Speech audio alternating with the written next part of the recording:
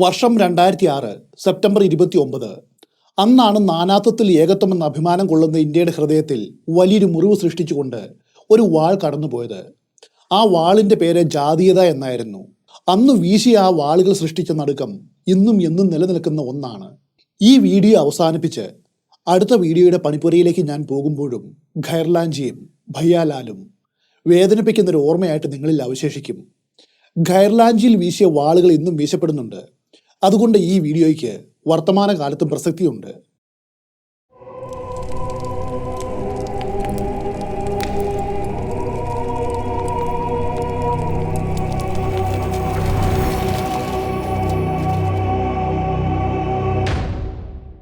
മഹാരാഷ്ട്രയിലെ അമരാവതി, നാഗ്പൂർ തുടങ്ങിയ പ്രദേശങ്ങളുടെ കിഴക്കായിട്ടുള്ള ഒരു സ്ഥലമാണ് വിദർഭ.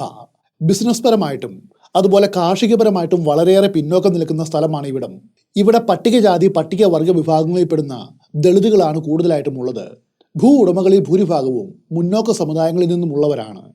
വളരെ അപൂർവമായിട്ട് മാത്രം പിന്നോക്ക സമുദായങ്ങളിൽ നിന്നുമുള്ളവരും ഭൂപ്രഭുക്കന്മാരായിട്ട് ഇവിടെയുണ്ട്. ഇവിടെയുള്ള ഒരു പട്ടികജാതി ഗോത്രമാണ് മഹറുകൾ. ഇവരിലും ചില ഭൂ ഉടമകൾ അപൂർവമായിട്ട് കാണപ്പെടാറുണ്ട്. പരമ്പരാഗതമായിട്ട് മഹർ സമുദായത്തിൽപ്പെട്ടവർ ഗ്രാമങ്ങളുടെ അതിർത്തി പ്രദേശങ്ങളിൽ താമസിക്കുന്നവരാണ്. അതായത് വിലക്കപ്പെട്ടവർ. ഗ്രാമത്തിന്റെ കാവൽ, സന്ദേശങ്ങൾ കൈമാറ്റം ചെയ്യുക, മതിലുകൾ സംരക്ഷിക്കുക, അതുപോലെ തെരുവുകൾ വൃത്തിയാക്കുക, മൃഗങ്ങളുടെ ശവങ്ങൾ എടുത്തു മാറ്റുക, അങ്ങനെ തുടങ്ങി മറ്റാരും ചെയ്യുവാൻ മടിക്കുന്ന ജോലികളായിരുന്നു ഇവരുടെ കുലത്തൊഴിൽ. ഇവിടെ ഫണ്ടാര എന്ന പേരുള്ള ഒരു ജില്ലയുണ്ട്. അവിടെ മൊഹാദി എന്ന പേരിൽ ഒരു താലൂക്കുണ്ട്. ആ താലൂക്കിൽ ഉൾപ്പെടുന്ന ഒരു ഗ്രാമമാണ് ഖൈർലാൻജി ഗ്രാമം. സുമാർ 200ഓളം വീടുകൾ അക്കാലത്ത് ഈ ഗ്രാമത്തിലുണ്ട്. ഭൂരിപക്ഷവും പിന്നോക്ക സമുദായമായ മറാത്തി, കുനാബി, കളർ തുടങ്ങിയ ജാതികളിൽ ഉള്ളവരാണ്. മുന്നോക്ക ജാതിയിൽപ്പെട്ടവരുടെ വീടുകളും ഇവിടെയുണ്ട്. 10ഓളം വീടുകൾ മഹർ ഗോത്രത്തിൽപ്പെടുന്ന ദളിതരുടെ ആയിട്ടുണ്ട്. പിന്നെയുള്ളത് ആദിവാസി ഗോത്രമായിട്ടുള്ള ഗോണ്ടുകൾ എന്നറിയപ്പെടുന്ന ആൾക്കാരുടെയാണ്. ഇതേ മഹർ ഗോത്രത്തിൽപ്പെട്ട ഒരാളായിരുന്നു ഭയ്യാലാൽ ബോത്ത് മാംഗെ. ഭാര്യയുടെ പേര് സുരേഖ ബോത്ത് മാംഗെ. 2 ആൺമക്കളും ഒരു പെൺകുട്ടിയുമാണ് ഈ ദമ്പതികൾക്കുള്ളത്. റോഷൻ, സുധീർ, പ്രിയങ്ക, ഇതാണ് അവരുടെ പേരുകൾ. ബോത്മാംഗ്യ കുടുംബത്തിന് ഈ ഗ്രാമത്തിൽ പാരമ്പര്യ സ്വത്തായിട്ട് 5 ഏക്കർ കൃഷിഭൂമി ഉണ്ടായിരുന്നു. ആ കൃഷിഭൂമിയായിരുന്നു എല്ലാ പ്രശ്നങ്ങൾക്കും തുടക്കം കുറിച്ചത്. വർഷങ്ങളായിട്ട് ഈ സ്ഥലം ആരും നോക്കുവാനില്ലാതെ കാട് പിടിച്ച് കിടക്കുകയായിരുന്നു. കാരണം ഭയ്യാലാലും കുടുംബവും വർഷങ്ങളായിട്ട് താമസിച്ചു വന്നത് അദ്ദേഹത്തിന്റെ പിതാവിന്റെ നാടായിട്ടുള്ള അംബാഗഡിലായിരുന്നു. അയാളുടെ അമ്മയുടെ അച്ഛന്റെ ഗ്രാമമാണ് ഖൈർലാൻജി. ഭയ്യാലാലിന്റെ മുത്തശ്ശന്റെ വകയായിരുന്നു ആ 5 ഏക്കർ സ്ഥലവും. അങ്ങനെ ഇരിക്കെ നീണ്ട 17 വർഷത്തിനു ശേഷം ഭയ്യാലാലും കുടുംബവും അംബാഗഡിൽ നിന്നും ഖൈർലാൻജിയിലേക്ക് തിരിച്ചു വരികയാണ്. ഇനിയുള്ള കാലം മുത്തശ്ശന്റെ 5 ഏക്കർ സ്ഥലത്ത് കൃഷി ചെയ്ത് ജീവിക്കാമെന്ന തീരുമാനത്തോടെയായിരുന്നു ആ വരവ്. എന്നാൽ ഗ്രാമത്തിലെത്തി അവർ കണ്ടത് ഞെട്ടിക്കുന്നൊരു കാഴ്ചയായിരുന്നു.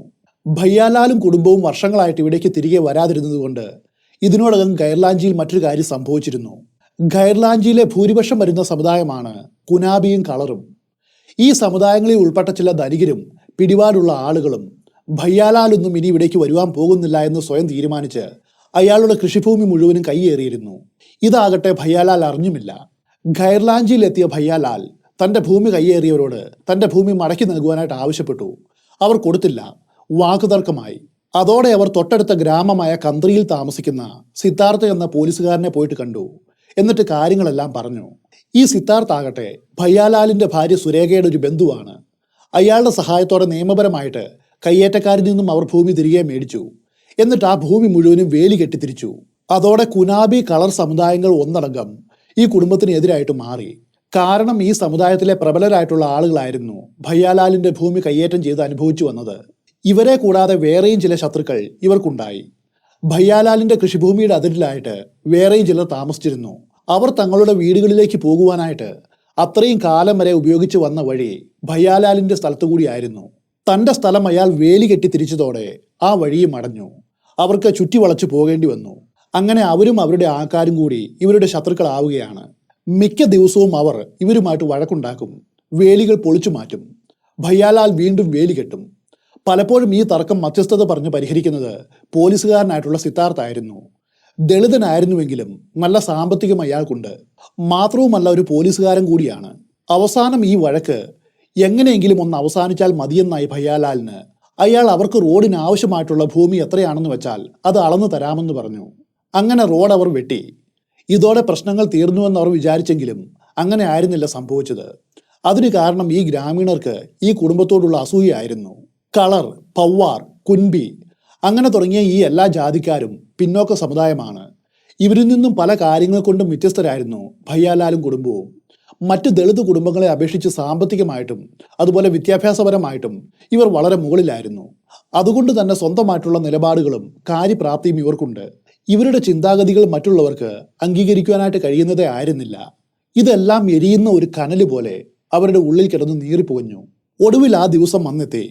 ഗ്രാമവാസികളുടെ അസൂയയുടെ കനലുകൾ ചാരം മാറ്റി പുറത്തു വരുവാൻ കാരണമായ ദിവസം. ഒരു ദിവസം സിദ്ധാർത്ഥ് ഭയ്യാലാലിന്റെ വീട്ടിൽ വന്നു. വൈകുന്നേരമായപ്പോൾ അയാൾ തൻ്റെ വീട്ടിലേക്ക് മടങ്ങുവാനായിട്ട് എഴുന്നേറ്റു. അയാളെ യാത്ര അയക്കുവാനായിട്ട് സുരേഖയും പ്രിയങ്കയും അല്പദൂരം സിദ്ധാർത്ഥിന്റെ കൂടെ പോയി. അപ്പോൾ ഒരു സംഭവം ഉണ്ടായി. പെട്ടെന്ന് റോഡിൽ വെച്ച് സിദ്ധാർത്ഥിനെ ചില ആളുകൾ വളഞ്ഞു. അവർ അയാളെ ജാതീയമായിട്ട് അധിക്ഷേപിച്ചുകൊണ്ട് വളഞ്ഞിട്ട് തല്ലി. അവർ സിദ്ധാർത്ഥിനെ തല്ലിയതിന്റെ പിന്നിലെ കാരണം ഇതായിരുന്നു. കഴിഞ്ഞ സെപ്റ്റംബർ 13 സക്രു ബിഞ്ചേവർ എന്ന തൊഴിലാളിയെ സിദ്ധാർത്ഥ് തല്ലിയത്രേ. സക്രുവിന് സിദ്ധാർത്ഥ ജോലിയെടുത്ത വകയിൽ കുറച്ച് പണം നൽകുവാനുണ്ടായിരുന്നു. സക്രു ആ പണം ആവശ്യപ്പെട്ടു. ഇരുവരും തമ്മിൽ പണത്തെ ചൊല്ലി വഴക്കുണ്ടായി. അതിനെ തുടർന്ന് സക്രുവിനെ സിദ്ധാർത്ഥ് മർദ്ദിച്ചു. അങ്ങനെയാണ് അവർ പോലീസിൽ പറഞ്ഞത്. എന്നാൽ ഈ ആരോപണം സിദ്ധാർത്ഥ് നിഷേധിച്ചു. സക്രുവും സിദ്ധാർത്ഥും രണ്ട് ജാതിയിൽപ്പെട്ടവരാണ്. അതിന് പ്രതികാരമായിട്ടാണ് അവർ തിരിച്ചടിച്ചത്. ഈ ആക്രമണം നടക്കുമ്പോൾ ഭയ്യാലാലിന്റെ ഭാര്യ സുരേഖയും മകൾ പ്രിയങ്കയും അപ്പോൾ കൂടെ ഉണ്ടായിരുന്നു. സുരേഖയും പ്രിയങ്കയും വളരെ കഷ്ടപ്പെട്ടാണ് അക്രമികളിൽ നിന്നും അയാളെ രക്ഷിച്ചെടുത്തത്. 2 ദിവസത്തോളം അയാൾക്ക് ആശുപത്രിയിൽ കിടക്കേണ്ടി വന്നു. അതിനുശേഷം തന്നെ ആക്രമിച്ചവർക്കെതിരെ അയാൾ മൊഹാദിയിലെ പോലീസ് സ്റ്റേഷനിൽ പട്ടികജാതി പട്ടികവർഗ അതിക്രമം തടയുന്ന നിയമപ്രകാരം ഒരു പരാതി നൽകി. പക്ഷേ പോലീസ് ആ പരാതി സ്വീകരിക്കാതെ അയാളെ അധിക്ഷേപിച്ച് പറഞ്ഞുവിട്ടു. അവരാണ് ആക്രമിച്ചത് എന്നതിന് യാതൊരു തെളിവുമില്ല എന്നാണ് അവർ അയാളോട് പറഞ്ഞത്. അതോടെ ഈ സംഭവത്തിന് ദൃക്സാക്ഷികളായ സുരേഖയും പ്രിയങ്കയും ഗ്രാമീണർക്കെതിരായിട്ട് സാക്ഷിമൊഴി പറയുവാനായിട്ട് മുൻപോട്ട് വന്നു. അതോടെ ഈ കേസ് രജിസ്റ്റർ ചെയ്യുവാനായിട്ട് പോലീസ് നിർബന്ധിതരായി. അതിനെ തുടർന്ന് ജാമ്യത്തിലിറങ്ങിയ പ്രതികൾ ആയുധങ്ങളും എടുത്തുകൊണ്ട് സിദ്ധാർത്ഥിനെ ആക്രമിക്കുവാനായിട്ട് അയാളുടെ വീട്ടിലെത്തി.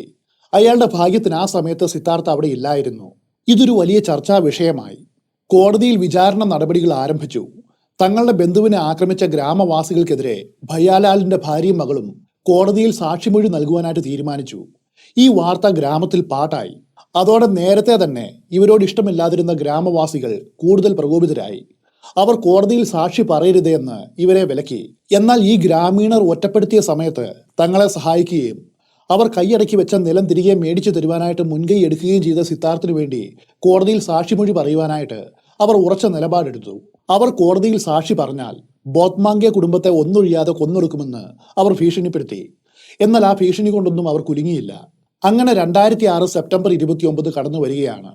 ലോക മനസാക്ഷിയെ ഞെട്ടിച്ച ജാതിക്കൊല നടന്ന ദിവസം. അന്നായിരുന്നു മൊഹാദിയിലെ കോടതിയിൽ ഈ കേസിന്റെ വിസ്താരം നടന്ന ദിവസം.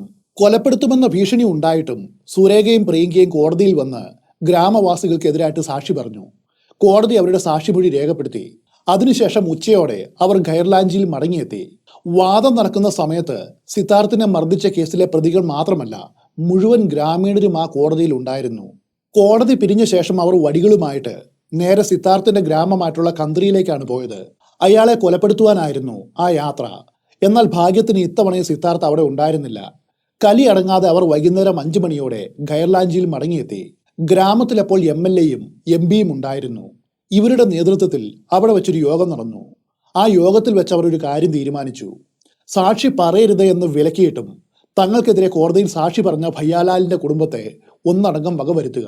ഒരു MP-യും MLA-യുമാണ് ഇത്തരമൊരു ക്രൂരത ചെയ്യുവാൻ നടത്തിയ യോഗത്തിന് നേതൃത്വം കൊടുത്തത് എന്ന യാഥാർത്ഥ്യം ഞെട്ടിക്കുന്ന ഒന്നാണ്. വൈകാതെ യോഗം പിരിഞ്ഞു.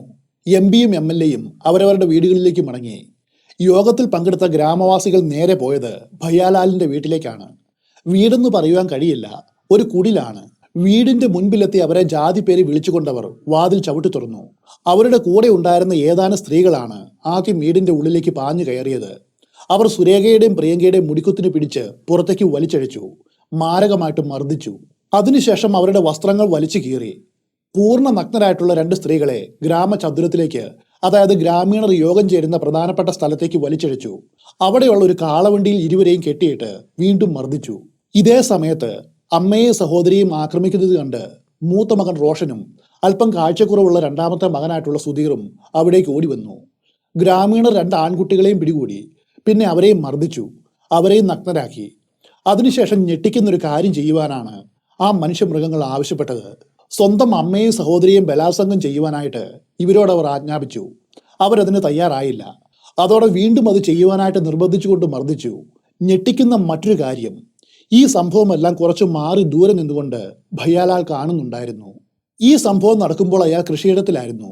ഒച്ചയും ബഹളവും കേട്ട് ഓടി വന്നപ്പോൾ കണ്ട കാഴ്ച ഇതാണ്. ഭയ്യാലാൽ നിസ്സഹായനായിരുന്നു. ഇതിനിടെ അക്രമികളിൽ ഒരുവൻ, എവിടെയാണ് ഭയ്യാലാൽ, അവനെയും പിടികൂടി കൊല്ലണമെന്ന് അലറി. ഇത് കേട്ടതും പേടിച്ചു പോയ ഭയ്യാലാൽ അടുത്ത് കണ്ട ഒരു കുറ്റിക്കാട്ടിൽ ഒളിച്ചിരുന്നു. ആ ഗ്രാമചതുരത്തിൽ വെച്ച് 44 വയസ്സുള്ള സുരേഖയും 18 വയസ്സുള്ള പ്രിയങ്കയും കൂട്ട ബലാത്സംഗത്തിന് ഇരകളായി. ഗ്രാമീണർ മാറി മാറി ഇരുവരെയും ബലാത്സംഗം ചെയ്തു. അടിയും വെട്ടുമേറ്റ് 4 പേരും അവിടെ വെച്ച് കൊല്ലപ്പെട്ടു. 4 പേരും മരിച്ചു എന്ന് ഉറപ്പാക്കിയ ശേഷം ഈ പ്രതികൾ 4 ജഡങ്ങളും ഒരു മിനി ലോറിയിൽ വലിച്ചു കയറ്റി. എന്നിട്ട് സമീപത്തുള്ള ഒരു കനാലിൽ കൊണ്ടുപോയിട്ട് വലിച്ചെറിഞ്ഞു. ഒരു മൂക സാക്ഷിയായിട്ട്, നിശബ്ദനായിട്ട് ഇതെല്ലാം കണ്ടുകൊണ്ട് ഭയ്യാലാൽ ഇരിപ്പുണ്ട്. ജനങ്ങളുടെ ശ്രദ്ധ ഒന്ന് മാറിയ ഒരു ഘട്ടത്തിൽ അയാൾ അവിടെ നിന്നും ഓടി രക്ഷപ്പെട്ടു. തൊട്ടടുത്തുള്ള മറ്റൊരു ഗ്രാമത്തിലേക്ക് ഓടിയെത്തിയ ഭയ്യാലാൽ നടന്ന കാര്യങ്ങൾ അവരെ ധരിപ്പിച്ചു. എന്നിട്ട് തന്നെ സഹായിക്കണമെന്ന് അപേക്ഷിച്ചു. പക്ഷെ ആരും അയാളെ സഹായിക്കുവാനായിട്ട് തയ്യാറായില്ല. കാരണം അവർക്കും അക്രമാസക്തരായിട്ടുള്ള ആ ഗ്രാമീണരെ ഭയമായിരുന്നു. അതോടെ ഭയ്യാലാൽ നേരെ ബന്ധുവായിട്ടുള്ള സിദ്ധാർത്ഥിന്റെ അടുത്തേക്കാണ് ഓടിയത്. കാര്യങ്ങളെല്ലാം കേട്ട് ഞെട്ടിപ്പോയ അയാൾ വേഗം പോലീസിൽ അറിയിച്ചു. ഗ്രാമത്തിലെത്തിയ പോലീസ് കനാലിൽ നിന്നും 4 പേരുടെയും ജഡങ്ങൾ പുറത്തെടുത്തു. എന്നിട്ട് മൊഹാദിലുള്ള ഗവൺമെന്റ് ആശുപത്രിയിൽ എത്തിച്ചു. മൃതദേഹങ്ങൾ തിരിച്ചറിയുവാനായിട്ട് ഭയ്യാലാലിനെ പോലീസ് വിളിച്ചു വരുത്തി. അയാൾ ഓരോന്നോരോന്നായിട്ട് സ്വന്തം കുടുംബാംഗങ്ങളുടെ ജഡങ്ങൾ തിരിച്ചറിഞ്ഞു. ആദ്യം തിരിച്ചറിഞ്ഞത് മകളുടെ ആയിരുന്നു. പ്രിയങ്കയുടെ ശരീരത്തിൽ ഒരു തരി തുണി പോലും ഉണ്ടായിരുന്നില്ല. ദേഹമാസകലം അനേകം ആഴത്തിലുള്ള മുറിവുകൾ. തുടർന്ന് സുധീർ, റോഷൻ, സുരേഖ എന്നിവരെ തിരിച്ചറിഞ്ഞു. റോഷനും സുധീറിനും മാരകമായിട്ടുള്ള മർദ്ദനം ഏറ്റിരുന്നു. റോഷൻ പൂർണ്ണ നഗ്നരായിരുന്നു. സുധീറിന്റെ ദേഹത്തു മാത്രം വലിച്ചു കീറപ്പെട്ട നിലയിൽ കുറച്ച് വസ്ത്രമുണ്ട്. സുരേഖയുടെ കാര്യമായിരുന്നു ഏറ്റവും ഭയാനകം. ഗ്രാമീണർ അവരുടെ വെറുപ്പ് പൂർണ്ണമായിട്ട് തീർത്തത് അവരോടായിരുന്നു. അവരുടെ ദേഹത്ത് കീറിപ്പറഞ്ഞ നിലയിൽ ബ്ലൗസും പെറ്റിക്കോട്ടും കാണപ്പെട്ടു. മർദ്ദനത്തിന്റെ കാഠിന്യം മൂലം സുരേഖയുടെ തലയോട് വരെ തകർന്നുപോയി. പൊട്ടിയ തലയോട്ടിക്കുള്ളിൽ നിന്നും തലച്ചോറ് പുറത്തേക്ക് ഒഴുകിയിറങ്ങുന്ന നിലയിലാണ് ഭയ്യാലാൽ അവരെ കണ്ടത്. സുരേഖയുടെ ഒരു കണ്ണ് അപ്രത്യക്ഷമായിരുന്നു. അത് എവിടെയോ പുറത്ത് ചാടിപ്പോയി. 4 പേരുടെയും ജനനേന്ദ്രിയങ്ങളും ചവിട്ടേറ്റ് പരിപൂർണമായിട്ടും തകർന്നു പോയിരുന്നു. ലോകത്തെ ഞെട്ടിച്ച ഒരു സംഭവമായിരുന്നു ഇത്. കൂട്ടബലാത്സംഗവും കൂട്ടക്കൊലയുമാണ് അന്ന് ഗൈർലാഞ്ചിയിൽ അരങ്ങേറിയത്. ഈ കൃത്യം നടന്ന ആഴ്ചകൾ പിന്നിട്ടു. എന്നിട്ടും പോലീസ് യാതൊരു ആക്ഷനും എടുത്തില്ല. പ്രതികളെ കണ്ടെത്തി അവരെ അറസ്റ്റ് ചെയ്യുവാനുള്ള ഒരു നടപടിയും അവർ സ്വീകരിച്ചില്ല. ആ സമയത്തും ഈ സംഭവത്തിൽ ഉൾപ്പെട്ട പ്രതികൾ ഗൈർലാഞ്ചിയിലും അതിന്റെ പരിസരത്തുമായിട്ട് സ്വതന്ത്രരായിട്ട് നടപ്പുണ്ടായിരുന്നു. അമ്പരപ്പിക്കുന്ന മറ്റൊരു യാഥാർത്ഥ്യം ഇതാണ്. എല്ലാ പ്രധാനപ്പെട്ട പത്രങ്ങളും TV ചാനലുകളും ഇത് റിപ്പോർട്ട് ചെയ്യുവാനായിട്ട് തയ്യാറായില്ല. പകരം ഈ സംഭവം മൂടി വയ്ക്കുവാനാണ് അവർ ശ്രമിച്ചത്. പോലീസും ഗവൺമെന്റും ഭയ്യാലാലിന് നീതി നിഷേധിച്ചു. അതുകൊണ്ട് ഈ പോരാട്ടത്തിൽ ഭയ്യാലാലിന് പിന്തുണ നൽകുവാനായിട്ട് ചില നല്ല മനുഷ്യർ ഒത്തുചേർന്ന് ഗൈർലാഞ്ചി ആക്ഷൻ കമ്മിറ്റി എന്ന പേരിൽ ഒരു കമ്മിറ്റി രൂപീകരിച്ചു. ഈ കമ്മിറ്റി കൂട്ടക്കൊല നടന്ന 7 ആഴ്ച കഴിഞ്ഞ് 2006 നവംബറിൽ ഒരു പത്രസമ്മേളനം സംഘടിപ്പിച്ചു. നവംബർ 8-നാണ് നാഗ്പൂരിലെ തിലക് പത്രകർ ഭവനിൽ വെച്ച് ഈ പത്രസമ്മേളനം അവർ നടത്തിയത്. വലിയ രീതിയിൽ സുരക്ഷാ സന്നാഹങ്ങളും അവർ ഒരുക്കിയിരുന്നു. അന്ന് മാധ്യമങ്ങൾക്ക് മുൻപിൽ വെച്ച് ഭയ്യാലാൽ ബോത്മാംഗെ തന്റെ കുടുംബം നേരിട്ട ക്രൂരതകൾ ലോകത്തോട് വിളിച്ചു പറഞ്ഞു. അങ്ങനെയാണ് ഗൈർലാഞ്ചി ഗ്രാമത്തിൽ വെച്ച് ഒരു ദളിത് കുടുംബത്തിന് നേരിടേണ്ടി വന്ന കൂട്ട ബലാത്സംഗത്തിന്റെയും ആൾക്കൂട്ട കൊലപാതകത്തിന്റെയും കഥ ലോകം അറിഞ്ഞത്. ഗൈർലാഞ്ചി ആക്ഷൻ കമ്മിറ്റി അകമഴിഞ്ഞ് സപ്പോർട്ട് ചെയ്ത ദി ബുദ്ധിസ്റ്റ് കമ്മ്യൂണിക്കേറ്റർ എന്ന പത്രമാണ് ഇത് പബ്ലിഷ് ചെയ്തത്. കൂടാതെ ഈ കേസിലുണ്ടായ നീതി നിഷേധവും അതുപോലെയുള്ള മറ്റ് കാര്യങ്ങളും ഇവർ തന്നെയാണ് പുറം ലോകത്ത് എത്തിച്ചതും. The persistence of caste, the Khairlanji murders and India's hidden apartheid എന്ന പേരിലാണ് ഇത് അറിയപ്പെടുന്നത്. ഈ പത്രസമ്മേളനത്തിൽ വെച്ച് നിരവധി മാധ്യമ പ്രവർത്തകർ ഭയ്യാലാലുമായിട്ട് സംസാരിച്ചു. അവർ ഭയ്യാലാലിനോട് നിരവധി ചോദ്യങ്ങൾ ചോദിക്കുകയും അദ്ദേഹം അതിനെല്ലാം വളരെ വ്യക്തമായിട്ട് ഉത്തരം നൽകുകയും ചെയ്തു. അതിന്റെ പരിഭാഷയാണ് ഞാൻ ഇനി നിങ്ങളോട് പറയുന്നത്. ഭയ്യാലാൽ പറയുന്നു, സിദ്ധാർത്ഥ് കന്ത്രിയിലാണ് താമസിക്കുന്നത്. അവൻ എൻ്റെ ബന്ധുവാണ്. അവൻ എപ്പോഴും ഞങ്ങളെ സഹായിച്ചിട്ടുണ്ട്. അങ്ങനെ ഇരിക്കെയാണ് ഗൈർലാഞ്ചിയിൽ നിന്നും കന്ത്രിയിലേക്കുള്ള യാത്രക്കിടയിൽ റോഡിൽ വെച്ച് അവന് മർദ്ദനമേറ്റത്. എൻ്റെ മകൾ പ്രിയങ്കയും ഭാര്യ സുരേഖയും കോടതിയിൽ അവന് വേണ്ടിയിട്ട് സാക്ഷി പറയുവാനായിട്ട് തയ്യാറായി. അതോടെ അവനെ മർദ്ദിച്ചവർ ഞങ്ങളെ ഭീഷണിപ്പെടുത്തുവാൻ തുടങ്ങി. നിങ്ങൾ എന്തിനാണ് ഞങ്ങൾക്കെതിരെ സാക്ഷി പറഞ്ഞത്? ഓർത്തു വെച്ചോളൂ, ഞങ്ങൾ നിങ്ങളെ അവസാനിപ്പിക്കുമെന്ന് അവർ പറഞ്ഞു. സെപ്റ്റംബർ 29-ന് അവർ എല്ലാവരും കോടതിയിൽ വിസ്താരം കേൾക്കുവാനായിട്ട് വന്നിരുന്നു. അതിനുശേഷം വടികളും ആയുധങ്ങളും എടുത്ത് സിദ്ധാർത്ഥിനെ ആക്രമിക്കുവാനായിട്ട് കന്ത്രിയിലേക്ക് പോയി. ആ സമയത്ത് അവൻ അവിടെ ഇല്ലായിരുന്നു. അന്ന് വൈകുന്നേരം 5 മണിയോടെ അവർ ഗൈർലാഞ്ചി ഗ്രാമത്തിലേക്ക് മടങ്ങിയെത്തി. അതിനുശേഷം ഗ്രാമവാസികൾ MLAയും MP യും പങ്കെടുത്തൊരു യോഗത്തിൽ പങ്കെടുത്തു. ഞങ്ങളെ ആക്രമിക്കുവാനായിട്ട് MLAയും MP യും വലിയ ഗൂഢാലോചന നടത്തി. ഞാൻ എൻ്റെ കുടുംബത്തെ ആക്രമിക്കുന്നത് ദൂരെ നിന്നും കണ്ടു. എൻ്റെ ഭാര്യയെയും മകളെയും 2 ആൺമക്കളെയും അപമാനിക്കുകയും മർദ്ദിക്കുകയും ചെയ്യുന്നത് ഞാൻ വ്യക്തമായിട്ടും കണ്ടതാണ്.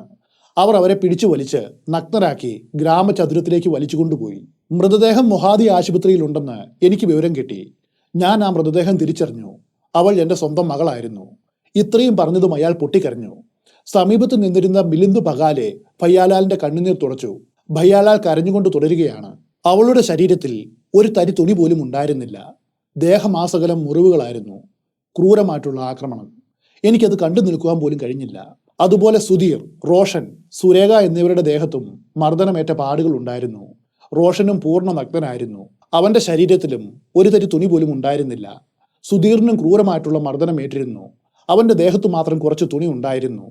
സുരേഖയുടെ ബ്ലൗസും പെറ്റിക്കോട്ടുമെല്ലാം കീറിപ്പറിച്ചിരുന്നു. അവൾക്കും ക്രൂരമായിട്ടുള്ള മർദ്ദനമേറ്റു. അവളുടെ തലയോട്ടി തകർന്ന് തലച്ചോറ് പുറത്തേക്ക് ചാടിയിരുന്നു. ഒരു കണ്ണും നഷ്ടപ്പെട്ടു. ഭയ്യാലാൽ സംഭാഷണം ഒന്ന് നിർത്തി. ഓർമ്മകൾ അയാളെ നോവിക്കുന്നു. വീണ്ടും സംഭാഷണം പുനരാരംഭിക്കും മുൻപ് അയാൾ ദീർഘമായിട്ടൊന്ന് ശ്വാസം എടുത്തു. മൃതദേഹങ്ങൾ തിരിച്ചറിയുവാനായിട്ട് ഞങ്ങളെ കൊണ്ടുപോയ മൊഹാദി ആശുപത്രിയിൽ വെച്ച് തന്നെയാണ് പോസ്റ്റ്മോർട്ടം നടത്തിയത്. ഭയ്യാലാലിന്റെ വ്യസനം കണ്ട റിപ്പോർട്ടർമാർ സംസാരം തുടരുവാനായിട്ട് ആഗ്രഹിക്കുന്നുണ്ടോ എന്ന് ചോദിച്ചു. അയാൾ ഞാനെല്ലാം വിളിച്ചു പറയുമെന്ന് മറുപടിയും പറഞ്ഞു. ഇത്തരമൊരു ക്രൂരതയ്ക്ക് ശേഷം യാതൊരു നടപടിയും ഉണ്ടായില്ല. കൊലയാളികൾ സുഖമായിട്ട് നടക്കുന്നു. അങ്ങനെ 2 മാസം കഴിഞ്ഞപ്പോൾ പോലീസ് പകുതിയോളം കുറ്റവാളികളെ പിടികൂടി. ബാക്കിയുള്ളവരെ അവർ അറസ്റ്റ് ചെയ്തില്ല. ഞാൻ നേരെ ഗൈർലാഞ്ചിയിൽ വന്നു. ഗ്രാമത്തിലെ സ്ത്രീകൾക്കും ഈ കൊലപാതകത്തിൽ പങ്കുണ്ടെന്ന് ഞാൻ പോലീസിനോട് പറഞ്ഞു. ആ സ്ത്രീകളുടെ പേരുകളും അവർക്ക് നൽകി. ഒരു പ്രയോജനവും ഉണ്ടായില്ല. അവർ ഇപ്പോഴും ഗ്രാമത്തിൽ പരസ്യമായിട്ട് സഞ്ചരിക്കുന്നു. പതിവ് പോലെ അവർ നെല്ല് കൊയ്യുവാനായിട്ട് പോകുന്നു. ഇതിൽ ഉൾപ്പെട്ട വേറെയും നിരവധി ആളുകളുണ്ട്. അവരുടെ പേരുകളും ഞാൻ പോലീസിനോട് പറഞ്ഞിരുന്നു. എന്നാൽ അങ്ങനെ ആരെയും കണ്ടെത്തുവാനായില്ല എന്നാണ് പോലീസ് എന്നോട് പറഞ്ഞത്. വലിയ വലിയ ആളുകൾക്കാണ് ഇങ്ങനെ നടന്നത് എങ്കിൽ വെറും 2 ആഴ്ചയ്ക്കുള്ളിൽ അവർ എല്ലാവരെയും പിടികൂടുമായിരുന്നു. ഞാനൊരു പാവപ്പെട്ട മനുഷ്യനാണല്ലോ. ആ കുറ്റവാളികളെ വേറെ എവിടെയും തിരയണ്ട. അവർ ഇപ്പോഴും ആ ഗ്രാമത്തിൽ തന്നെയുണ്ട്.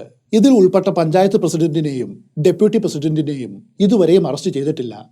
ജഡങ്ങൾ കനാലിലേക്ക് തള്ളുവാനായിട്ട് കൊണ്ടുപോയ വണ്ടിയുടെ ഉടമസ്ഥനെയും ഡ്രൈവറെയും ഇതുവരെയും അറസ്റ്റ് ചെയ്തിട്ടില്ല. ഇതിനുശേഷം മാധ്യമപ്രവർത്തകർ ഭയ്യാലാലിനോട് നിരവധി ചോദ്യങ്ങൾ ചോദിച്ചു. ആ ചോദ്യങ്ങൾ ഇതൊക്കെയാണ്. ചോദ്യം: സർപഞ്ച് അതായത് പഞ്ചായത്ത് പ്രസിഡന്റിന്റെ പേരെന്താണ്? ഭയ്യാലാൽ: ഉപാസ്രാവു ഖണ്ടാട്ടെ. ചോദ്യം: ഡെപ്യൂട്ടി സർപഞ്ചിന്റെ പേരെന്താണ്? ഭയ്യാലാൽ: ഉർക്കുട ഗുർബെ. ഈ വീട് എപ്പോൾ വേണമെങ്കിലും ഞങ്ങൾ തകർക്കുമെന്ന് ഇയാൾ എപ്പോഴും പറയാറുണ്ടായിരുന്നു. ഒരിക്കൽ ഞാൻ അവന്റെ കൈക്ക് പിടിച്ച് പോലീസ് ഉദ്യോഗസ്ഥന്റെ മുൻപിലേക്ക് നീക്കി നിർത്തിയിട്ട് ഇങ്ങനെ പറഞ്ഞു: ഈ സാല എപ്പോൾ വേണമെങ്കിലും ഞങ്ങളെ ഇല്ലാതാക്കുമെന്ന് പറയാറുണ്ട് എന്ന്. എന്നിട്ടും അവർ അവനെ വെറുതെ വിട്ടു. അവൻ ഇപ്പോഴും അവിടെയുണ്ട്. ചോദ്യം: MLAയുടെ പേരെന്താണ്? ഭയ്യാലാൽ: മധുകർ കുക്ടെ. തുംസറിൽ നിന്നുമുള്ള BJP MLA ആണ്. പിന്നെ റാം അസ്വാല ഭണ്ഡാരയിൽ നിന്നുമുള്ള BJP നേതാവാണ്. അതുപോലെ കിരൺ അദ്കാരി, നാനാ പഞ്ച്ബുദ്ധെ ഇവരൊക്കെ നാഷണലിസ്റ്റ് കോൺഗ്രസ് പാർട്ടിയുടെ ഭണ്ഡാരയിൽ നിന്നുമുള്ള MLAമാരാണ്. ചോദ്യം: ഈ ആളുകളെല്ലാം ഗ്രാമത്തിൽ വന്നിരുന്നോ? ഭയ്യാലാൽ: അതിലെന്ത് കാര്യം? അവർ കുറ്റവാളികളെ പിന്തുണച്ചു. ചോദ്യം: ഈ ആളുകൾ അതായത് കുറ്റവാളികളെന്ന് ആരോപിക്കപ്പെടുന്നവർ ഈ നേതാക്കന്മാരുടെ കീഴിലുള്ള രാഷ്ട്രീയ പ്രവർത്തകരാണോ? ഭയ്യാലാൽ: അതെ, അവർ ഇവരുടെ പ്രവർത്തകരാണ്. ചോദ്യം: നിങ്ങളുടെ സ്വന്തം കണ്ണുകൊണ്ട് ഈ സംഭവം കണ്ടിരുന്നോ? ഭയ്യാലാൽ ദീർഘനിശ്വാസം എടുത്ത് നിശബ്ദനായിട്ടിരുന്നു. അയാൾ ഒന്നും മിണ്ടിയില്ല. അടുത്ത ചോദ്യം: മിസ്റ്റർ ഫോർട്ട്മാങ്കെ, ഗ്രാമത്തിൽ നിങ്ങൾക്ക് എത്ര ഏക്കർ ഭൂമിയുണ്ടെന്ന് പറയുമോ? ഭയ്യാലാൽ: 5 ഏക്കർ ഭൂമിയുണ്ട്. ചോദ്യം: അതിൽ നിന്നുമുള്ള ആദായം കൊണ്ട് നിങ്ങളുടെ ഉപജീവനം നടക്കുമോ? ഭയ്യാലാൽ: നടക്കും. ചോദ്യം: നിങ്ങൾ എത്ര വരെ പഠിച്ചു? ഭയ്യാലാൽ: 4ാം ക്ലാസ് വരെ പഠിച്ചിട്ടുണ്ട്. മറാത്തിയിലാണ്. ചോദ്യം: ഈ സംഭവത്തിന് മുൻപ് നിങ്ങൾക്കോ നിങ്ങളുടെ ഭാര്യയ്ക്കോ കുട്ടികൾക്കോ ഇവരിൽ നിന്നും ഏതെങ്കിലും തരത്തിൽ ശാരീരിക പീഡനം ഏറ്റിട്ടുണ്ടോ? ഭയ്യാലാൽ: 2002 ഉണ്ടായിട്ടുണ്ട്. അന്നവർ ഞങ്ങളെ ആക്രമിച്ചു. ചോദ്യം: എന്തായിരുന്നു അതിന്റെ കാരണം? ഭയ്യാലാൽ: ഞാൻ അവർ കൈയേറിയ എൻ്റെ ഭൂമി അളന്നെടുത്തു. അവർ അതിർത്തി കല്ലുകൾ വലിച്ചു പറിച്ചെറിഞ്ഞു. അത് ചെയ്തത് അയൽവാസികളായിട്ടുള്ള ശിവശങ്കർ അഡിൽക്കറും അംബിലാൽ ഗുർബയുമാണ്. ഇരുവർക്കുമെതിരെ ഞാൻ പരാതി നൽകി. ഈ കർഷകർ ഞങ്ങളുമായിട്ട് ദിവസവും വഴക്കുണ്ടാക്കാറുണ്ടായിരുന്നു. ചോദ്യം: ഇതിനു മുൻപും ഇതുപോലെയുള്ള വഴക്കുകൾ ഉണ്ടായിട്ടുണ്ടോ? ഭയ്യാലാൽ: 2000 മുതൽ ഇത്തരം വഴക്കുകൾ ഉണ്ടായിട്ടുണ്ട്. പല പ്രശ്നങ്ങളും അതിനെ ചൊല്ലി ഉണ്ടായിട്ടുണ്ട്. ചോദ്യം: പോലീസ് നിങ്ങൾ അന്ന് കൊടുത്ത കേസ് രജിസ്റ്റർ ചെയ്തിരുന്നു. അതിന് മറുപടി പറഞ്ഞത് സിദ്ധാർത്ഥ് ആയിരുന്നു. അതെ, പോലീസ് അവർക്കെതിരെ കേസെടുത്തു. അതിനുശേഷമാണ് സർവേ ഓഫീസ് വഴി ഈ വഴക്ക് അവസാനിപ്പിക്കുവാനും സ്ഥലം കൃത്യമായിട്ട് അളന്നു തിരിക്കുവാനും ഞങ്ങൾ തീരുമാനിച്ചത്. ഞാൻ അവർക്ക് അതിനു വേണ്ട പണം കൊടുത്തു. അപ്പോൾ ലാൻഡ് സർവേയർ വന്ന് അളവുകൾ എടുത്തു. ഈ അളവെടുപ്പിന് ശേഷം ഞങ്ങൾ തീരുമാനിച്ചത് ഇങ്ങനെയാണ്: ഇനിയും വഴക്കിലൊന്നും പോകണ്ട. ഞങ്ങൾ അവർക്ക് ഒരു 10 അടി വീതിയിൽ കടന്നു പോകുവാനായിട്ട് ഒരു വഴി കൊടുക്കാമെന്ന് തീരുമാനിച്ചു. അങ്ങനെ ഒരു റോഡ് അവിടെ ഇല്ല എന്നുകൂടി ഓർക്കണം. എങ്കിലും അവർക്ക് വഴി നൽകാമെന്ന് പറഞ്ഞു. എന്നിട്ടും അവർ വഴക്ക് നിർത്തിയില്ല. സമൂഹത്തിൽ നിന്നും അവർ ഞങ്ങളെ ഒറ്റപ്പെടുത്തി. ഈ കൃഷിയിടത്തിന് ചുറ്റുമുള്ള കുനാബി കളർ ജാതികളിലെ കർഷകർ ഇവർ ഈ കൃഷിയിടം ഉപേക്ഷിച്ച് പോകണമെന്ന് സ്ഥിരമായിട്ട് ആവശ്യപ്പെട്ടിരുന്നു. അവർ ദിവസവും ഇതും പറഞ്ഞ് വഴക്കുണ്ടാക്കുമായിരുന്നു. ചോദ്യം: മിസ്റ്റർ ഭയ്യാലാൽ, കഴിഞ്ഞ 17 വർഷം നിങ്ങൾ എവിടെയായിരുന്നു താമസിച്ചിരുന്നത്? ഭയ്യാലാൽ: അംബാഗഡിൽ. ചോദ്യം: പിന്നെ നിങ്ങൾ എന്തിനാണ് ഈ ഗ്രാമത്തിലേക്ക് വന്നത്? ഭയ്യാലാൽ: ഇത് എൻ്റെ അമ്മയുടെ ഗ്രാമമാണ്, അതായത് എൻ്റെ മുത്തച്ഛൻ്റെ വീട്. 1952 മുതൽ ഈ ഭൂമി ഞങ്ങളുടെയാണ്. ചോദ്യം: ഈ ദുരന്തം നിങ്ങളുടെ കൺമുൻപിലാണല്ലോ നടന്നത്. നിങ്ങൾ എന്തിനാണ് അപ്പോൾ ഓടിപ്പോയത്? ഭയ്യാലാൽ: അവർ പറയുന്നത് ഞാൻ കേട്ടു. ഭയ്യാലാൽ എവിടെയാണ്? അവനെ വേഗം കണ്ടുപിടിക്കണം, അവനെയും കൊല്ലണം. അത് കേട്ടതും ഞാൻ അവിടെ നിന്നും ഓടിപ്പോയി. ചോദ്യം: നിങ്ങൾ എവിടേക്കാണ് പോയത്? ഭയ്യാലാൽ: ദുസാലയിലേക്ക്, സിദ്ധാർത്ഥിനെ കാണുവാനായിട്ട്. ചോദ്യം: എന്താണ് നിങ്ങളുടെ ആവശ്യം? എന്താണ് നിങ്ങൾക്ക് വേണ്ടത്? ഭയ്യാലാൽ: കുറ്റവാളികളെ തൂക്കിക്കൊല്ലണം. ചോദ്യം: മിസ്റ്റർ ഫോർട്ട്മാങ്കെ, നിങ്ങൾ എത്ര പേരുടെ പേരുകളാണ് പോലീസിനോട് പറഞ്ഞത്? ഭയ്യാലാൽ: ധാരാളം ആൾക്കാരുടെ പേരുകൾ പറഞ്ഞു. ചോദ്യം: ഇവരിൽ എത്ര പേരെ അറസ്റ്റ് ചെയ്തിട്ടുണ്ട്? ഭയ്യാലാൽ: ഏകദേശം 40 മുതൽ 45 വരെ. ചോദ്യം: ഈ സംഭവത്തിൽ എത്ര ആളുകൾ ഉൾപ്പെട്ടിട്ടുണ്ട്? ഭയ്യാലാൽ: ഗ്രാമത്തിലെ എല്ലാ സ്ത്രീകളും ഇതിൽ പങ്കാളികളാണ്. എന്നിട്ടും 2 സ്ത്രീകൾ മാത്രമാണ് അറസ്റ്റിലായത്. മറ്റുള്ളവരെ ഇതുവരെ അറസ്റ്റ് ചെയ്തിട്ടില്ല. ചോദ്യം: ഈ സംഭവം നടക്കുമ്പോൾ അവരെല്ലാവരും അവിടെ ഉണ്ടായിരുന്നു. മാത്രവുമല്ല, അവിടെ ഉണ്ടായിരുന്നവർ എല്ലാവരും കൊലപാതകത്തിൽ പങ്കെടുത്തോ? ഭയ്യാലാൽ: ആ ഗ്രാമം മുഴുവനും അതിൽ ഉൾപ്പെട്ടിരുന്നു സാർ, ഗ്രാമം മുഴുവനും. ഞാൻ 60 മുതൽ 70 വരെ ആളുകളുടെ പേരുകളാണ് പറഞ്ഞത്. പക്ഷെ അതല്ല യാഥാർത്ഥ്യം.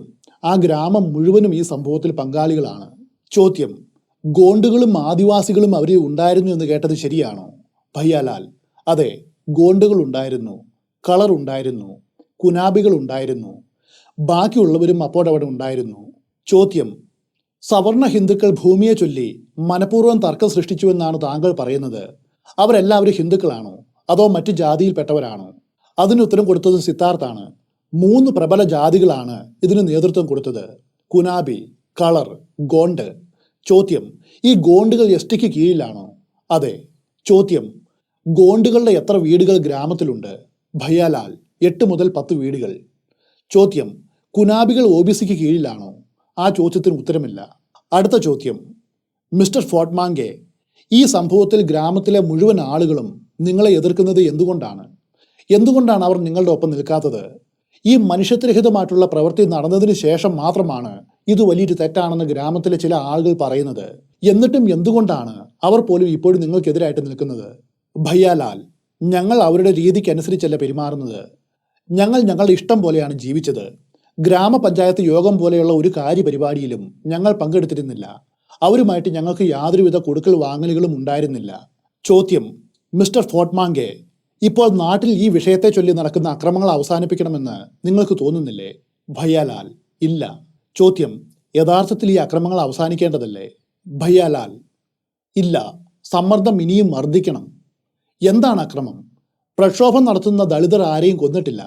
അതുകൊണ്ട് അതിനെ അക്രമമെന്ന് പറയുവാൻ കഴിയില്ല. ചോദ്യം: നിങ്ങളുടെ ഗ്രാമമായ ഖൈർലാഞ്ചിയിൽ നടന്ന സംഭവത്തിന്റെ പേരിൽ നാഗ്പൂർ, വാദി, കാംഡി തുടങ്ങിയ എല്ലായിടത്തും തീ കത്തിക്കലും കലാപവും നടക്കുകയാണ്. ഇത് നിർത്തേണ്ടതല്ലേ? ഭയ്യാലാൽ: ഇത്രയും വലിയ ഒരു അനീതി എനിക്ക് ഉണ്ടായതിനെക്കുറിച്ച് എന്താണ് പറയുവാനുള്ളത്? കുറ്റവാളികൾക്ക് പരമാവധി ശിക്ഷ നൽകണം. നിരവധി പ്രതികൾ രക്ഷപ്പെട്ടു, അവരെയും പിടികൂടി ശിക്ഷിക്കണം. ഞങ്ങളുടെ സമൂഹം രോഷാകുലരാണ്. അതിനെ ആർക്കും തടയുവാനാവില്ല. ചോദ്യം: നിങ്ങൾക്ക് വീണ്ടും ആ ഗ്രാമത്തിലേക്ക് മടങ്ങുവാനായിട്ട് ആഗ്രഹമുണ്ടോ? ഭയ്യാലാൽ: ഒരിക്കലുമില്ല. ഇല്ല, വീണ്ടും ആ ഗ്രാമത്തിലേക്ക് ഞാൻ പോകില്ല. ഇതുവരെ ഞങ്ങളുടെ വീട്ടിലേക്കോ സിദ്ധാർത്ഥിന്റെ വീട്ടിലേക്കോ ആരും വന്നിട്ടില്ല. തൊഴിലാളികൾക്ക് പണം നൽകാത്തതിന്റെ പേരിലാണ് സംഘർഷം ഉണ്ടായതെന്നാണ് ഖൈർലാഞ്ചിക്കാർ പറയുന്നത്. അത് നുണയാണ്. ഞങ്ങൾക്ക് ജോലിക്കാരെ വേണമെങ്കിൽ തുംസാറിൽ നിന്നോ, ഭമണിയിൽ നിന്നോ, അണ്ടൽഗാവിൽ നിന്നോ അങ്ങനെ എവിടെ നിന്ന് വേണമെങ്കിലും ആളുകളെ കൊണ്ടുവരുവാനായിട്ട് കഴിയും. എന്നാൽ ഞങ്ങൾക്കതിൻ്റെ ആവശ്യമില്ല. ഗ്രാമത്തിൽ എല്ലാവർക്കും കൃഷിയിടമുണ്ട്. അവരവർ തന്നെയാണ് എല്ലാ പണികളും ചെയ്യുന്നത്. ഞങ്ങളും അതുപോലെ തന്നെയാണ്. ഞങ്ങളുടെ 5 ഏക്കർ സ്ഥലത്തെ കൃഷികൾ പരിപൂർണമായിട്ടും സ്വന്തമായിട്ടാണ് ചെയ്യുന്നത്. ചുരണിക്കയോ പുരയ്ക്കയോ അതുപോലെ നെല്ല് കൊയ്തെടുക്കുവാനോ ഞങ്ങൾക്ക് തൊഴിലാളികൾ ആവശ്യമില്ല. ഞങ്ങളുടെ വീട്ടിലെ 5 പേരാണ് ഇതെല്ലാം കൈകാര്യം ചെയ്യുന്നത്. ഞങ്ങൾ ആരുടെ വീട്ടിലും ജോലിക്കും പോയിട്ടില്ല. ഞങ്ങളുടെ ജോലി കഴിഞ്ഞ് ഞങ്ങൾ ബീഡി ചുരുട്ടി വിൽക്കും. എൻ്റെ ഭാര്യയ്ക്ക് ബീഡി ചുരുട്ടുവാനായിട്ട് അറിയാം. ഞാൻ അതിനു വേണ്ട ഇലകൾ മുറിച്ചു കൊടുക്കും. ചോദ്യം: നിങ്ങളുടെ മക്കളായ സുധീറും റോഷനും എന്താണ് പഠിച്ചത്? ഭയ്യാലാൽ: എൻ്റെ മകൾ പ്രിയങ്ക അണ്ടൽഗാവ് കോളേജിൽ 12 വരെ പഠിച്ചു. റോഷൻ മൊഹാദിയിലെ പട്ടേൽ കോളേജിൽ ബിരുദം 1-ാം വർഷം പഠിക്കുകയായിരുന്നു. സുധീർ അല്പം വികലാംഗനായിരുന്നു. അവന് ശരിയായിട്ട് കണ്ടു കാണുവാനായിട്ട് കഴിയില്ല. അതുകൊണ്ട് 3-ാം ക്ലാസ് വരെ പഠിച്ചു. ഇത്രയുമാണ് ആ ഇന്റർവ്യൂവിൽ ഉള്ളത്. ഈ പത്രസമ്മേളനമാണ് ഗൈർലാഞ്ചിയിൽ അന്ന് നടന്ന സംഭവങ്ങളുടെ യഥാർത്ഥ വസ്തുതകൾ പുറത്തേക്ക് കൊണ്ടുവന്നത്. അതിനെ തുടർന്ന് ആ വർഷം നവംബറിൽ ദളിതരുടെ കൂട്ടായ്മകൾ വലിയ പ്രതിഷേധം ആരംഭിച്ചു. മഹാരാഷ്ട്രയിലെ ദളിത് വനിതാ മുന്നണിയാണ് സമർത്ഥ ബൗദ്ധ മഹിളാ സംഘടന. അവരുടെ കൂട്ടായ്മ മഹാരാഷ്ട്രയിൽ ഉടനീളം 1000-ഓളം പ്രതിഷേധ റാലികളും കൂട്ടായ്മകളും പ്രസംഗങ്ങളും സംഘടിപ്പിച്ചു. ഭണ്ഡാരയിലാണ് അവർ പ്രതിഷേധം തുടങ്ങിവെച്ചത്. തീർന്നില്ല. ഭണ്ഡാര, നാഗ്പൂർ, വാടി, കാണ്ടി തുടങ്ങിയ സമീപ ജില്ലകളിൽ വലിയ തോതിൽ ആക്രമണ പ്രവർത്തനങ്ങൾ അരങ്ങേറി. നാഗ്പൂരിലും അതിൻ്റെ പരിസരങ്ങളിലും കണ്ണിൽ കണ്ട സർക്കാരിൻ്റെയും പോലീസിൻ്റെയും വാഹനങ്ങളും അതുപോലെ സർക്കാർ സ്ഥാപനങ്ങളും പ്രതിഷേധക്കാർ അടിച്ചു തകർത്ത് അഗ്നിക്കിരയാക്കി. ഭയ്യാലാലിനും കുടുംബത്തിനും നീതി നിഷേധിച്ചതിലുള്ള പ്രതിഷേധമായിരുന്നു അത്. മറ്റൊരു കാര്യം കൂടി എടുത്തു പറയേണ്ടതുണ്ട്. ഈ പ്രതിഷേധത്തിലും സമരത്തിലുമൊക്കെ പങ്കെടുത്ത ഓരോരുത്തരും അവരുടെ സ്വന്തം ഇഷ്ടപ്രകാരമാണ് മുൻപോട്ട് വന്നത്. അവരെ ആഹ്വാനം ചെയ്യുവാനായിട്ട് ഒരു തരത്തിലുമുള്ള രാഷ്ട്രീയ പാർട്ടികളോ സംഘടനകളോ ആരും സമ്മർദ്ദം ചെലുത്തിയിട്ടില്ല. ഭയ്യാലാലിന് സംഭവിച്ചത് തങ്ങളുടെ കുടുംബങ്ങളിൽ നടന്ന ദുരന്തം പോലെ അവർ ഏറ്റെടുത്തു. അയാളുടെ നഷ്ടങ്ങൾ അവരുടെ നഷ്ടമായിട്ട് മാറി. പ്രതിഷേധം കൊണ്ട് ഇളകി മറിയുന്ന വലിയൊരു ജനക്കൂട്ടം സർക്കാരിനെ അങ്കലാപ്പിലാക്കി. ഒരു ദളിത് വിപ്ലവം എപ്പോൾ വേണമെങ്കിലും പൊട്ടിപ്പുറപ്പെടാവുന്ന അവസ്ഥയാണ് സംജാതമായത്. അതോടെ ഗവൺമെന്റ് ഏതു വിധേനയും ഈ പ്രക്ഷോഭം അടിച്ചമർത്തുവാനായിട്ട് തീരുമാനിച്ചു. പോലീസ് ശക്തമായിട്ട് രംഗത്തിറങ്ങി. ദളിത് സംഘടനകൾ ഗൈർലാഞ്ചിയിലേക്ക് നടത്തിയ ലോങ് മാർച്ച് പോലീസ് അടിച്ചൊടിച്ച് പരാജയപ്പെടുത്തി. ഇതിനിടെ മറ്റൊരു സംഭവമുണ്ടായി. മഹാരാഷ്ട്രയിലെ ദളിത് സംഘടനകളുടെ നേതാവാണ് ഊർമിള പവർ. അവരുടെ കീഴിൽ നിരവധി ദളിത് സംഘടനകളിൽ നിന്നുമുള്ള 50ഓളം സ്ത്രീകൾ ഒരു ദിവസം ഭയ്യാലാലിന് നീതി വേണമെന്ന് ആക്രോശിച്ചുകൊണ്ട് മുഖ്യമന്ത്രിയുടെ ഓഫീസ് അടിച്ചു തകർത്തു. നവംബർ 14-നാണ് ഈ വിഷയത്തിൽ ഏറ്റവും വലിയ പ്രക്ഷോഭമുണ്ടായത്. അന്ന് 20,000-ഓളം ആളുകളാണ് മഹാരാഷ്ട്ര സെക്രട്ടേറിയറ്റിന് നേർക്ക് മാർച്ച് ചെയ്തത്. ഈ മാർച്ചിന് നേരെ പോലീസ് വളരെ രൂക്ഷമായിട്ടുള്ള വെടിവയ്പ് നടത്തി. അതിൽ ഒരു ദളിത് യുവാവ് കൊല്ലപ്പെട്ടു. നിരവധി പേർക്ക് മാരകമായിട്ടുള്ള പരിക്ക് പറ്റി. അതോടെ ഖൈർലാഞ്ചി എന്ന കുഗ്രാമത്തിനും പരിസരത്തുമായിട്ട് രൂപം കൊണ്ട സമരങ്ങൾ സംസ്ഥാനം ഒന്നാകെ വ്യാപിക്കുന്ന അവസ്ഥയായി. ഇതിനിടെ മറ്റൊരു സംഭവമുണ്ടായി. 2006 നവംബർ 10-ന് CPIM പോളിറ്റ് ബ്യൂറോ അംഗമായ ബൃന്ദ കാരാട്ടുമായിട്ട് ഭയ്യാലാല് ഒരു കൂടിക്കാഴ്ച നടത്തി. അതിനുശേഷം മടങ്ങിയെത്തിയ ഭയ്യാലാലിനെ കാണുവാനായിട്ട് പ്രധാനപ്പെട്ട ഒരു വ്യക്തി കാത്തിരിപ്പുണ്ടായിരുന്നു. അത് വേറെ ആരുമല്ല, അന്നത്തെ മഹാരാഷ്ട്ര മുഖ്യമന്ത്രി വിലാസ് റാവു ദേശ്മുഖ് ആയിരുന്നു. ഭയ്യാലാലിന് നൽകുവാനായിട്ട് അദ്ദേഹത്തിൻ്റെ കൈവശം ഒരു ഓഫർ ഉണ്ടായിരുന്നു. ഒരു ഗവൺമെൻറ് ജോലിയും അതോടൊപ്പം നഷ്ടപരിഹാരമായിട്ട് വലിയൊരു തുകയടങ്ങിയ ചെക്കും. എന്നാൽ ഈ ചെക്കോ ജോലിയോ ഒന്നും തന്നെ അദ്ദേഹം സ്വീകരിച്ചില്ല. അയാൾ മുഖ്യമന്ത്രിയോട് പറഞ്ഞത് ഒരേ ഒരു കാര്യമാണ്: സാർ, എനിക്ക് വേണ്ടത് നീതി മാത്രമാണ്. പണവും ജോലിയും വാങ്ങുന്നത് എന്നെ അത്യാഗ്രഹിയാക്കി മാറ്റും. കഴിഞ്ഞ നവംബർ 8-ന് നാഗ്പൂരിൽ നടത്തിയ പത്രസമ്മേളനത്തിൽ ഈ കേസിൽ ഉൾപ്പെട്ട രാഷ്ട്രീയ നേതാക്കളുടെ പേരുകൾ അദ്ദേഹം പരസ്യമായിട്ട് പറഞ്ഞിരുന്നു. അതിൽ BJPയുടെ നേതാക്കളും NCPയുടെ നേതാവായിട്ടുള്ള നാനാ പഞ്ച്ബുത്തയും ഉണ്ടായിരുന്നു. എന്നാൽ പിന്നീട് എന്തോ കാരണത്താൽ ഭയ്യാലാൽ ഈ ചെക്കും ജോലിയും സ്വീകരിച്ചു. ചിലപ്പോൾ സമ്മർദ്ദം മൂലമാവാം. എന്തായാലും അതോടെ നാനാ പഞ്ച്ബുത്തയുടെ പേര് വാർത്താ സമ്മേളനത്തിൽ ഭയ്യാലാൽ പറഞ്ഞിട്ടില്ല. വളരെ സമർത്ഥമായിട്ട് NCP ഭയ്യാലാലിന്റെ വാ മൂടിക്കെട്ടിയെന്ന് പറയേണ്ടിയിരിക്കുന്നു. 2006 സെപ്റ്റംബർ 29-നാണ് ഖൈർലാഞ്ചിയിൽ ഈ കൂട്ടക്കൊലകൾ നടന്നത്. അന്നു തൊട്ട് മേൽജാതിക്കാർ ഈ കേസ് അന്വേഷണത്തെ തടസ്സപ്പെടുത്തുവാനായിട്ട് നിരവധി ശ്രമങ്ങൾ നടത്തിയിരുന്നു. മാത്രവുമല്ല, അന്വേഷണം തുടക്കം മുതലേ അട്ടിമറിക്കുവാനും അവർ ശ്രമിച്ചിരുന്നു. അതിന്റെ ചില ഉദാഹരണങ്ങൾ നമുക്കിനി പരിശോധിക്കാം. ഈ കുറ്റകൃത്യത്തെക്കുറിച്ച് അടുത്തുള്ള പോലീസ് സ്റ്റേഷനിൽ സിദ്ധാർത്ഥ അറിയിച്ച ഉടൻ തന്നെ ഒരു കോൺസ്റ്റബിൾ സംഭവസ്ഥലത്ത് എത്തിയെങ്കിലും അന്വേഷണം ആരംഭിക്കുവാനായിട്ട് അയാൾ തയ്യാറായില്ല. സമയം രാത്രിയായി, ഇരുട്ട് വീണു. അതുകൊണ്ട് നേരം പുലർന്നിട്ട് അന്വേഷിക്കാമെന്ന നിലപാടാണ് അയാൾ സ്വീകരിച്ചത്. അയാൾ അങ്ങനെ പറയുവാനുള്ള കാരണം ഇതാണ്: കൊല്ലപ്പെട്ടത് ദളിതന്മാരാണ്, കൊന്നവരാകട്ടെ മേൽജാതിക്കാരും. ഈ പോലീസുകാരൻ്റെ മേൽജാതിയിൽപ്പെട്ടവനാണ്. അതുകൊണ്ടാണ് അയാൾ ഉദാസീന മനോഭാവം കാണിച്ചത്. ഭയ്യാലാലിന്റെ കുടുംബത്തിന് സംഭവിച്ചത് ഒറ്റപ്പെട്ട സംഭവമല്ല. ഖൈർലാഞ്ചിയിലും പരിസര ഗ്രാമങ്ങളിലും ഇതുപോലെ മുൻപും നിരവധി ദളിതർ കാണാതായിട്ടുണ്ട്. അവർ എവിടെ പോയെന്ന് ആർക്കും അറിയില്ല. ഇതുമായിട്ട് ബന്ധപ്പെട്ട നിരവധി പരാതികൾ പോലീസിന് കിട്ടിയിട്ടുണ്ട്. പക്ഷേ യാതൊരു അന്വേഷണവും അവർ നടത്തിയിട്ടില്ല. ഖൈർലാഞ്ചി കൂട്ടക്കൊല നടന്ന ഉടൻ തന്നെ കൃത്യമായിട്ടുള്ള അന്വേഷണം നടത്തിയിരുന്നുവെങ്കിൽ കൊലയാളികൾക്കെതിരായിട്ടുള്ള നിരവധി തെളിവുകൾ കിട്ടുമായിരുന്നു. പോസ്റ്റ്മോർട്ടം പോലും മനഃപൂർവ്വം ആരൊക്കെയോ ചേർന്ന് വൈകിപ്പിച്ചു. അതുകൊണ്ട് ബലാത്സംഗം നടന്നു എന്ന ആരോപണവും ലബോറട്ടറി പരിശോധനകളുടെയും ഫലങ്ങൾ അവ്യക്തമായിട്ട് മാറി. ഇതെല്ലാം കൃത്യമായിട്ട് ചെയ്തിരുന്നുവെങ്കിൽ കാര്യങ്ങൾ മറ്റൊന്നാകുമായിരുന്നു. ഈ കേസിനെക്കുറിച്ച് പഠിച്ച ഗവൺമെന്റ് ഇതര സംഘടനകളും വ്യക്തികളും മാധ്യമങ്ങളും ദൃക്സാക്ഷികളും സ്വതന്ത്ര ചിന്തകരും ഇവരെല്ലാവരും ഒന്നടങ്കം പറയുന്നത് ഇങ്ങനെയാണ്: ബോത്മാംഗെ കുടുംബത്തെ പരിപൂർണമായിട്ടും ഉന്മൂലനം ചെയ്യുവാൻ വേണ്ടി മുൻകൂട്ടി ആസൂത്രണം ചെയ്ത ഒന്നാണിത്. ദളിതരായിട്ട് ജനിച്ചു എന്നതും മാത്രമായിരുന്നു അവർ ചെയ്ത കുറ്റം. ദളിതരായിട്ടുള്ള ബോത്മാംഗെ കുടുംബം ന്യായത്തിന്റെ പക്ഷത്ത് നിന്നുകൊണ്ട് മേൽജാതിക്കാർക്കെതിരായിട്ട് ശബ്ദമുയർത്തി. അതവരുടെ പകയെ ആളി കത്തിച്ചു. വലിയ തോതിലുള്ള പ്രക്ഷോഭങ്ങളുടെ ഫലമായിട്ട് ഗവൺമെന്റിന് വലിയ സമ്മർദ്ദമുണ്ടായി. അതുകൊണ്ട് മഹാരാഷ്ട്ര പോലീസിന് ഈ വിഷയത്തിൽ പട്ടികജാതി പട്ടികവർഗ അതിക്രമം തടയൽ വകുപ്പ് പ്രകാരം നിരവധി വകുപ്പുകൾ ഉൾപ്പെടുത്തി കേസെടുത്ത് അന്വേഷണം നടത്താതെ ഇരിക്കുവാൻ പറ്റാത്ത നിലയിലായി. അല്പം കാലതാമസം എടുത്തിട്ടാണെങ്കിലും അവർ കേസെടുത്ത് അന്വേഷണം നടത്തി. 38 പേരെയാണ് അറസ്റ്റ് ചെയ്തത്. ഭണ്ഡാരയിലെ അതിവേഗ കോടതിയിലാണ് വിചാരണ നടപടികൾ നടന്നത്. 2008 അതിവേഗ കോടതി ഖൈർലാഞ്ചി കൂട്ടക്കൊലയുടെ വിചാരണ പൂർത്തിയാക്കി ഒടുവിൽ വിധി പ്രസ്താവിച്ചു. 38 പ്രതികളിൽ വെറും 8 പേരെ മാത്രമാണ് ശിക്ഷിച്ചത്. അതും അവർ കൊലപാതകത്തിൽ നേരിട്ട് പങ്കെടുത്തുവെന്ന് പ്രോസിക്യൂഷന് സംശയാതീതമായിട്ട് തെളിയിക്കുവാൻ കഴിഞ്ഞതുകൊണ്ട് മാത്രമാണ്. ഈ 8 കുറ്റവാളികൾക്ക് വധശിക്ഷ നൽകണമെന്ന് special public prosecutor Ujjal Nigam ശക്തമായിട്ട് വാദിച്ചുവെങ്കിലും 6 പേർക്ക് വധശിക്ഷയും മറ്റ് 2 പേർക്ക് ജീവപര്യന്തം കഠിന തടവുമാണ് കോടതി വിധിച്ചത്. അവരുടെ പേരുകൾ ഇതാണ്: ഗോപാൽ സക്രു ബിഞ്ചേവാർ, ശത്രുഘ്ന ധാണ്ഡെ, വിശ്വനാഥ് ധാണ്ഡെ, പ്രഭാകർ മണ്ടേദ്കർ, ജഗദീഷ് മണ്ടേദ്കർ, രാമു ധാണ്ഡെ, ശിശുപാൽ ധാണ്ഡെ. ഈ കുറ്റകൃത്യത്തിൽ തുല്യ പങ്കാളിത്തമുള്ള മഹിപാൽ ധാണ്ഡെ, ധർമ്മപാൽ ധാണ്ഡെ, പുരുഷോത്തം തൃപ്തിമാരെ ഉൾപ്പെടെ ബാക്കിയുള്ള 30 പേരെയും കോടതി വെറുതെ വിട്ടു. പകൽ പോലെ വ്യക്തമായിട്ടുള്ള തെളിവുകൾ ഉണ്ടായിട്ടും പട്ടികജാതികൾക്കെതിരായിട്ട് മേൽജാതിക്കാർക്കുള്ള ജാതി സ്പർദ്ധയാണ് ഈ കൊലയുടെ മൂല കാരണമെന്ന വാദം കോടതി അംഗീകരിച്ചില്ല. പകരം ഇതൊരു പ്രതികാര കൊലയാണെന്ന് കോടതി പറഞ്ഞു. ഇതേ തുടർന്ന് വിചാരണ കോടതിയുടെ വിധിക്കെതിരെ കുറ്റവാളികൾ അപ്പീൽ നൽകി. 2010 ജൂലൈ 14 ബോംബെ ഹൈക്കോടതിയുടെ നാഗ്പൂർ ബെഞ്ച് ഈ കേസ് പരിശോധിച്ചു. അവരുടെ അപ്പീൽ വിശാല മനസ്കതയോടെ കോടതി പരിഗണിച്ചു. നാഗ്പൂർ ബെഞ്ചിലെ AP ലാവണ്ടെ, PC ചവാൻ എന്നീ ജസ്റ്റിസുമാരുടെ മുൻപിലാണ് ഈ കേസ് എത്തിയത്. ഈ ഹൈക്കോടതി ജഡ്ജിമാരുടെ കണ്ടെത്തലും വളരെ വിചിത്രമായിരുന്നു. അവരും പറഞ്ഞത് ഇങ്ങനെയാണ്: ഇതിന് പിന്നിൽ ജാതി സ്പർദ്ധ അല്ലെന്നും മറിച്ച് ഇതൊരു പ്രതികാര കൊലപാതകമാണെന്നുമാണ്. ജാതി സ്പർദ്ധ ഈ കേസിൽ ഉൾപ്പെടാത്തതുകൊണ്ട് പട്ടികജാതി ആക്രമണ വകുപ്പുകൾ ഈ കേസിൽ നിലനിൽക്കുന്നില്ല.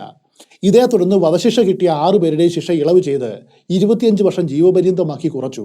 ബോംബെ ഹൈക്കോടതി ജൂലൈ 14 പുറപ്പെടുവിച്ച ഈ വിധി വലിയൊരു കൂട്ടം ദളിതരെയും ഭയ്യാലാലിന് നീതി കിട്ടുവാൻ വേണ്ടി പ്രവർത്തിച്ച സന്നദ്ധ പ്രവർത്തകർക്കും വലിയ നിരാശയാണ് സമ്മാനിച്ചത്.